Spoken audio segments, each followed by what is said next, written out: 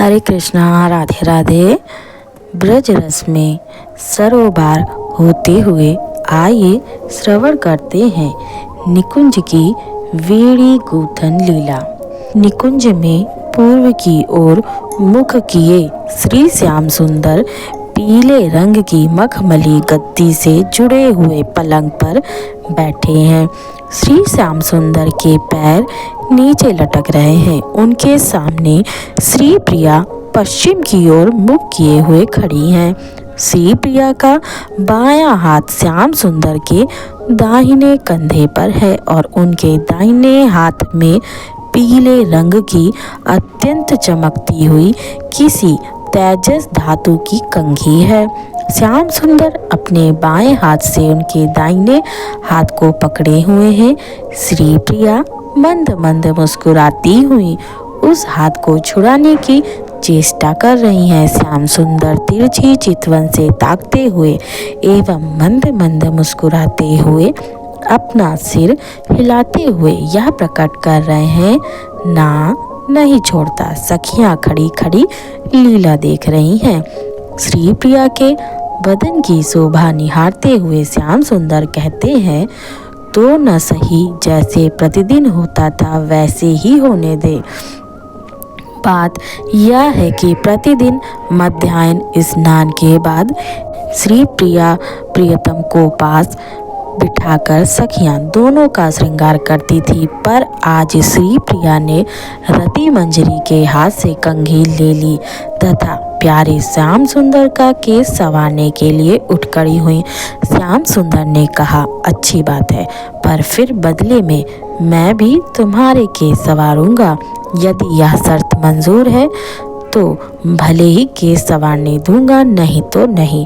श्री प्रिया ने मुस्कुराते हुए सिर हिलाकर संकेत कर दिया, ना, यह स्वीकार नहीं है। अस्वीकृति का संकेत देने के बाद भी श्री प्रिया कंघी लेकर प्यारे श्याम सुंदर के केस संवारने को बढ़ी। श्याम सुंदर ने उनका हाथ पकड़ लिया।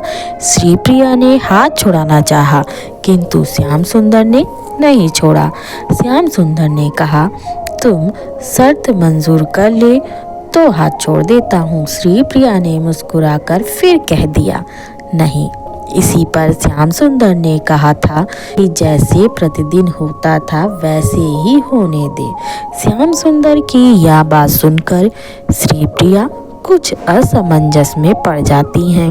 हृदय का प्यार तरंगित होकर किस प्रकार से भी श्याम सुंदर के स्पर्श के लिए प्रिया को व्याकुल कर रहा है, पर साथ ही लज्जा अपनी सखियों के बीच में प्रियतम के द्वारा अपने केस संवारे जाने का स्वीकार नहीं करने दे रही थी। श्री प्रिया मुस्कुराती हुई कुछ क्षण सोचती रहती हैं, फिर कहती हैं, देखो, स्त्रियों की वीणी स्त्रियां ही ठीक गूंथ सकती हैं। श्री प्रिया की बात सुनकर श्याम सुंदर बड़ी गंभीरता से बोल उठते हैं, तुम एक बार देख लो, स्वयं समझ जाएंगी। मैं सच कहता हूँ कि मेरी तरह वीणी गूंथना किसी को आ ही नहीं सकता।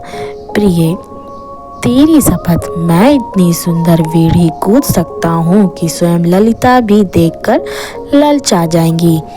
देख, फूलों का यथा स्थान पिरो देना बड़ी भारी कला है। लाल, पीले, उजले फूलों को मैं ऐसे सुंदर ढंग से पिरोना जानता हूँ कि वैसा तुम्हारी सखियों में से कोई भी नहीं कर सकता। श्याम सुंदर की इस बात को सुनकर श्री प्रिया और भी फंस जाती हैं। कुछ देर तक मंद मंद मुस्कुराती हुई सोचती हैं, फिर जल्दी से हाथ छुड़ाकर और कुछ अलग खड़ी होकर हंसने लग जाती हैं। इस समय श्री प्रिया का मुख ठीक उत्तर की ओर है। श्याम सुंदर हंसने लग जाते हैं। श्री प्रिया अपनी दृष्टि प्यारे श्याम सुंदर के मुखारविंद पर जमाए रखकर पीछे की ओर हटने लगती हैं तथा निकुंज के दक्षिण की ओर की खिड़की के पास जाकर खड़ी हो जाती हैं। श्री प्रिया के अंग की हरी साड़ी पर मध्याह्न के सूर्य की रश्मियां मरने लग जाती हैं तथा उनके बदन की शोभा झलमल करती हुई दिख रही है। निकुंज की खिड़की पर गिलोय लता की तरह की एक लता से इस ढंग से फैली हुई है जिससे खिड़की पर स्वाभाविक जाल बन गया है। श्री प्रिया अपने बाएं हाथ को ऊपर उठाकर बेलों के उसी जाल को पकड़ लेती हैं तथा दाहिने हाथ से दीवार की एक बेल को पकड़ लेती हैं और तिरछी चितवन से श्याम सुंदर की ओर देखने लग जाती हैं। श्री प्रिया जाते समय कंघी श्याम सुंदर की जांघ के पास पलंग पर ही छोड़ गई थी। श्याम सुंदर उस कंघी को उठा लेते हैं तथा उसे अपने दाहिने हाथ में लेकर अतिशय मधुर कंठ से कहते हैं, प्रिय, एक बार परीक्षा के लिए ही देख लो। श्री प्रिया के हृदय का प्रेम सागर उफनने लगता है। उसकी तरंग रोम रोम से प्रस्वेद के रूप में बाहर आने लगती है। श्री प्रिया सोचती हैं, मेरे प्रियतम को मेरे केस संवारने से सुख है तो फिर मैं संकोच क्यों करूं? मेरे इस अंग के अड़ू अड़ू पर तो प्यारे श्याम सुंदर का ही अधिकार है। श्री प्रिया के हृदय के भाव तो आंखों में आ जाते हैं। पुतलियां प्रेम में अधीर होकर कोयों में ऊपर नीचे नाचने लगती हैं। श्री प्रिया अपना सिर किंचित नीचा करके वहीं पूर्व की ओर मुँह करके बैठ जाती हैं। प्यारे श्याम सुंदर समझ जाते हैं कि प्रिया की मौन सम्मति मिल गई है। अतिशय उमंग के साथ वे कंघी लिए हुए उधर ही बढ़ने लगते हैं। श्याम सुंदर की घुंघराली अलके कंधों पर जोर से झूलती जा रही हैं, मानो वे भी आनंद में थिरक थिरक कर नाच रही हों। श्याम सुंदर श्री प्रिया के पास आकर खड़े हो जाते हैं। 3 मंजरियां छोटे छोटे फूलों से भरी हुई 3 डलियां लेकर श्याम सुंदर के पास खड़ी हो जाती हैं। विशाखा राधा रानी के सामने खड़ी हैं एवं ललिता राधा रानी की पीठ के पास। ललिता बड़े सहारे से रानी के सिर से अंचल हटाकर उनकी सुंदरतम केश राशि को साड़ी के अंतराल से निकालकर पीठ पर धीरे से बिखेर देती हैं। श्री प्रिया के लंबे लंबे केस कमर के पास झूलते हुए निकुंज के फर्श को छू रहे हैं। केसों को बिखेर कर ललिता मुस्कुराती हुई तिरछी चितवन से श्याम सुंदर की ओर देखकर कहती है, लो सवारो, मैं भी देख लूंगी कि नटखट शिरोमणि श्याम सुंदर किस तरह की कला जानते हैं। प्यारे श्याम सुंदर के अंग से अनुराग एवं उल्लास झर रहा है।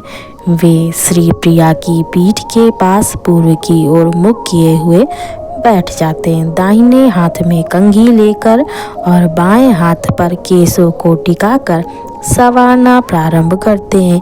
सखियों में मंजरियों में आनंद का प्रभाव बहने लगता है। कंघी से केसों को संवार कर श्याम सुंदर गूंथना आरंभ करते हैं। वे 3 डलियों में से लाल, पीले एवं उजले रंग के फूलों को बारी बारी से निकालकर पिरोते जा रहे हैं। ऐसे सुंदर ढंग से पिरो रहे हैं कि लाल, उजले एवं पीले फूलों से कृष्ण कृष्ण लिखा जा रहा है। श्री प्रिया पहले से ही प्रेम में डूबती जा रही थी। अब जब विशाखा के हाथ के दर्पण के प्रतिबिंब पर दृष्टि गई तथा गुथे हुए केसों में एक स्थान पर कृष्ण लिखा हुआ देख लिया, तब तो वे बिल्कुल मूर्छित सी होने लग गईं। यद्यपि श्याम सुंदर बड़ी सावधानी से एवं चालाकी से केसों को श्री प्रिया की पीठ के ठीक बीच में रखकर गूंथ रहे थे कि जिससे गूंथना समाप्त होने के पहले मेरी प्रिया देख नहीं सके, पर श्री प्रिया ने अपना सिर इधर उधर हिलाकर जरा सा देख लिया। देखना था कि प्रेम उमड़ा और प्रिया अर्धमूर्छित होकर श्याम सुंदर की ओर लुढ़क पड़ी। श्याम सुंदर भी प्रेम में अधीर होते जा रहे थे, पर प्रिया की इस दशा को देखकर उन्होंने अपने को संभाला। कुछ क्षण गूंथना स्थगित रहता है, फिर प्रिया पहले की सी अवस्था में आ जाती हैं तथा लज्जित होकर पहले की तरह शांत बैठ जाती हैं। प्यारे श्याम सुंदर फूल गूंथ कर वेड़ी रचना का कार्य समाप्त करते हैं। समाप्त करके वे एक बार प्यार भरी दृष्टि से सुंदर वेड़ी की शोभा निहारते हैं, फिर खड़े होकर प्रिया के सामने आ जाते हैं। श्री प्रिया जल्दी से अपना सिर अंचल से ढककर प्यारे श्याम सुंदर की ओर देखकर हंसने लग जाती हैं। इसी समय रूप मंजरी आनंद में डूबकर कहती है, तो प्यारे श्याम सुंदर, बाकी का श्रृंगार भी तुम ही पूर्ण करो। रूप मंजरी की बात सुनकर श्री प्रिया का हृदय तो पुनः आनंद से नाच उठता है, पर आंखों में प्यार भरा क्रोध लाकर कहती हैं, रे बिना पूछे तू तो अच्छी पंच बन बैठी है। रूप मंजरी मुंह फेर कर हंसने लग जाती है। श्याम सुंदर कहते हैं, हाँ हाँ अभी लो। जब श्याम सुंदर शेष श्रृंगार करने चलते हैं तभी ललिता कहती है, ना तुम बहुत देर लगाओगे, जल्दी से एक दो और भले कर लो, बाकी हम सब करेंगी। श्याम सुंदर मुस्कुराकर कहते हैं, अच्छी बात है। बड़ी फुर्ती से श्याम सुंदर कुछ दूर पर पड़ी हुई डलिये में से तरह तरह के पुष्पों की बनी हुई 3-4 लड़ियां उठा लेते हैं तथा आपस में एक दूसरे को उलझाकर पाए जेब के आकार के 2 आभूषण निर्माण करते हैं। आभूषणों को जहां से देखा जाए वहीं से उनमें कृष्ण लिखा हुआ दिख रहा है। श्याम सुंदर उसे बड़ी फुर्ती से श्री प्रिया की एड़ी के पास बांधने लग जाते हैं। श्री प्रिया एक बार तो चकित सी होकर पैर समेटने लगती हैं, पर प्रियतम की ओर देखकर और यह सोचकर कि मेरे प्रियतम को सुख मिल रहा है, इस भावना से उस आभूषण को बंधवा लेती हैं। सखियां श्याम सुंदर की इस कारीगरी को देखकर आश्चर्य में डूब जाती हैं। आभूषण बांधकर श्याम सुंदर एक मंजरी के हाथ से काजल पात्र ले लेते हैं। काजल पात्र ऐसा बना हुआ है कि उसे देखने वाले को भ्रम हो जाता है, मानो सचमुच ही यह एक नवजात मयूर शावक हो। श्याम सुंदर अपने दाहिने हाथ की अनामिका उंगली में किंचित काजल लगा लेते हैं तथा प्रिया जी के सामने बैठकर बाएं हाथ पर श्री प्रिया के दाहिने कपोल को टेककर बारी बारी से दोनों आँखों में काजल लगाते हैं। श्री प्रिया की आंखें काजल लगाते समय बंद सी हो जाती हैं। श्याम सुंदर प्रतीक्षा करते हैं, खुलने पर धीरे धीरे लगा देते हैं। श्री प्रिया के सारे मुख मंडल पर लालिमा दौड़ने लगती हैं। पुतलियां बड़ी तेजी से ऊपर नीचे दाहिने बाएं घूमने लगती हैं। श्याम सुंदर उठकर खड़े हो जाते हैं। श्री प्रिया भी हंसती हुई अंचल संभालती हुई उठकर श्याम सुंदर का हाथ पकड़ लेती हैं तथा खींचती हुई सी ले जाकर पलंग पर बैठा देती हैं। मंजरी के हाथ से श्री प्रिया कंघी ले लेती हैं तथा अतिशय प्यार के साथ प्यारे श्याम सुंदर के केसों को संवारने लग जाती हैं। उन सुंदरतम घुंघरारी लटों में कंघी देकर बड़े सुंदर ढंग से पीछे की ओर उन्हें ले जाती हैं तथा बाएं हाथ से उन्हें धीरे धीरे दबा दबा कर यथा स्थान स्थिर करती जा रही हैं। केसों को संवार कर पीछे की ओर दाहिने हाथ से कुछ इशारा करती है। विलास मंजरी अत्यंत सुंदर पुष्पों का बना हुआ मुकुट, जिसके बीच में एक छोटा सा मयूर पिच्छ लगा है, के हाथ में दे देती हैं। प्रेम से दीवानी बनी हुई प्रिया जी मुकुट की ओर देखती हैं। मुकुट के पुष्पों के प्रत्येक दल में उन्हें प्यारे श्याम सुंदर की छवि दिखती है। वे कुछ चकित सी होकर जोर से बोल उठती हैं। प्रिया जी की बात सुनकर श्याम सुंदर एवं ललिता आदि सखियां जोर से हंसने लगती हैं। उन्हें हंसता देखकर प्रिया जी का भाव कुछ शिथिल पड़ जाता है और वे कुछ शर्मासी जाती हैं। ललिता अतिशय प्यार से कहती हैं, मुकुट बांध दे, हाथ में लिए रहकर ना जाने फिर और क्या क्या देखने लगेंगी। विलास मंजरी ने आज इस चतुराई से मुकुट बनाया था कि उस पर सर्वत्र राधा राधा लिखा हुआ दिख रहा था। प्रिया जी की आंखें इस बात को लक्ष्य नहीं कर सकी।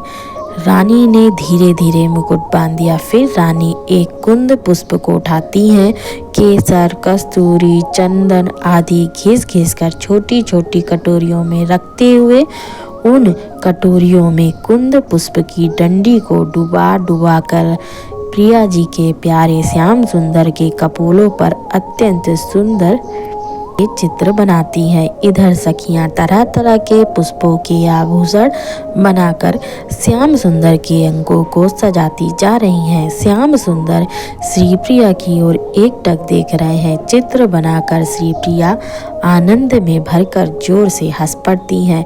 अब ललिता श्री प्रिया को श्याम सुंदर के बगल में बैठा देती हैं तथा ठीक उसी तरह के चित्र श्री प्रिया के कपोलों पर बनाती हैं एवं सखियां श्री प्रिया को पुष्प आभूषणों से सजाती हैं। श्री प्रिया प्रियतम को सजाकर सभी सखियां आनंद एवं प्रेम में डूबने लग जाती हैं। अब सभी सखियां एवं मंजरियां एक कंघी लेकर बड़ी शीघ्रता से अपने केस संवारने लगती हैं। प्रत्येक सखी एवं मंजरी यह अनुभव कर रही हैं कि श्याम सुंदर मेरे पास आए हैं तथा यह कह रहे हैं, अच्छी बात है, केस तू अपने हाथ से ही संवार ले, पर आंखों में काजल मैं लगाऊंगा।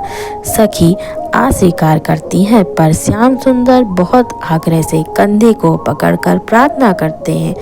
आखिर सखी प्रेम में विवश होकर अंजन लगाने की सम्मति दे देती हैं। श्याम सुंदर अतिशय प्यार से अंजन लगाते हैं। अंजन लगाकर श्याम सुंदर प्रार्थना करते हैं, अच्छा वेड़ी तो अपने हाथ से तुमने बना ही ली, पर मुझे इसमें एक फूल लगा लेने दो। श्याम सुंदर की यह प्रार्थना भी सखी को हरा देती है। श्याम सुंदर अतिशय प्यार से सबकी वेड़ी में एक दो फूल लगा देते हैं। यह लीला श्याम सुंदर ने प्रत्येक सखी एवं मंजरी के साथ की। इस प्रकार सज धज कर सखी मंडली के सहित श्री प्रिया प्रियतम तैयार हो जाते हैं। श्री श्याम सुंदर अब श्री प्रिया सखियों एवं मंजरियों की ओर देख देख कर हंस रहे हैं एवं श्री प्रिया सखियां तथा मंजरी श्री श्याम सुंदर के मुखारविंद की शोभा देखकर विहल हो रही हैं। इसी समय निकुंज से संबद्ध बगल वाले रत्न महल के दक्षिणी दरवाजे से वृंदा देवी निकुंज में प्रवेश करती हैं। यहाँ की शोभा देखकर एक बार तो बिल्कुल पत्थर की मूर्ति सी स्थिर हो जाती हैं। फिर कुछ क्षण बाद आनंद में भरकर ललिता जी से कहती हैं, बहन सब तैयार है, मैं तुम्हारी बाट देख रही हूँ। देर होते देखकर मैं किवाड़ खोलकर आ गई। ललिता जी वृंदा देवी की बात सुनकर उनका हाथ पकड़ लेती हैं तथा निकुंज के उत्तर तरफ के दरवाजे की ओर चलने लगती हैं। सखी मंडली के सहित श्री प्रिया प्रीतम भी ललिता जी के पीछे पीछे चलते हैं। निकुंज के दरवाजे से लेकर रत्न महल तक हरी हरी बेलों एवं लताओं की टहनियों के आपस में गुथ जाने से एक सुंदर पुल अपने आप बन गया है। पुल 3 गज लंबा एवं 1 गज चौड़ा है। पुल के फर्श पर एक पीली रेशमी चादर बिछी है। उसी पर पैर रखते हुए सखियों के सहित प्रिया प्रियतम रत्न महल में पहुंच जाते हैं। रत्न महल की शोभा तो सर्वथा अवर्णनीय है। उसका आकार इस ढंग का है। प्रिया प्रियतम महल के पहले कमरे को पार करके मध्य स्थित आलीशान कमरे में जा पहुंचते हैं। कमरा अनिर्वचनीय सुंदर ढंग से सजा है। कमरा के पूर्वी हिस्से से सोने की परात, सोने की तस्तरियां, जल से भरी झारियां, गिलास, पत्तों के बने हुए दोने एवं तरासे हुए फल सजा सजा कर रखे हुए हैं। वृंदा देवी की बहुत सी दासियां अभी भी तरह तरह के फल तराशने में लगी हैं, कुछ सजा रही हैं। कमरे के बीच में सुंदर मखमली आसन नीचे बिछा हुआ है। आसन के आगे सोने की 3 चौकियां एक कतार में रखी हुई हैं। वे चौकियां एक बित्ता ऊंची, 1.5 हाथ चौड़ी तथा 1.5 हाथ लंबी हैं। कमरे के दक्षिणी दीवार के पास मखमल का गद्दा बिछा हुआ है। उसी पर सखियों के सहित श्री प्रिया प्रियतम आकर खड़े हो जाते हैं।